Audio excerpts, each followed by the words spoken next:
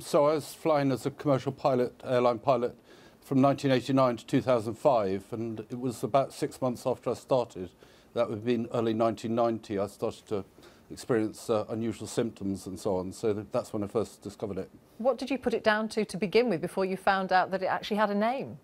Well, I was flying at night, and I assumed because I was going to work at 10 o'clock at night and finishing at 6 in the morning, it was due to my unusual schedules. So that's what I first put it down to. But then it sort of took over my life and just was constantly there for until 1998, and that's when I stopped night flying and went to day flying. How much scepticism have you faced, though, when you've tried to talk to people about it? Well, quite a lot over the years, which is it's kind of understandable because, you know, it's quite inconvenient for the airlines, obviously, to have to face up to the fact that jet aircraft could be making people ill. So, yeah, we kind of get used to that. I imagine, though, you would have to do quite a lot of flying to suffer any effects. If you're an irregular flyer once or twice a year, you wouldn't notice it, would you?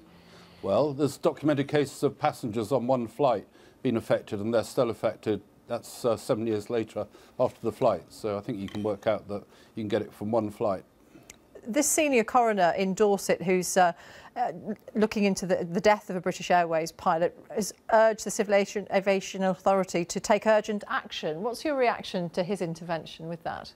Well, it's entirely appropriate. There should be toxic air detectors on board these aircraft, because at the moment you're just relying on the pilot's nose to determine whether there's any toxic air in the aircraft. And there are simple solutions like putting filters in the I don't want to get technical, but in the bleed airlines to prevent the thing happening in the first place. And I believe you think that would be relatively cheap to install. John Hoyte, thank you very much for talking to us this afternoon. It's a pleasure.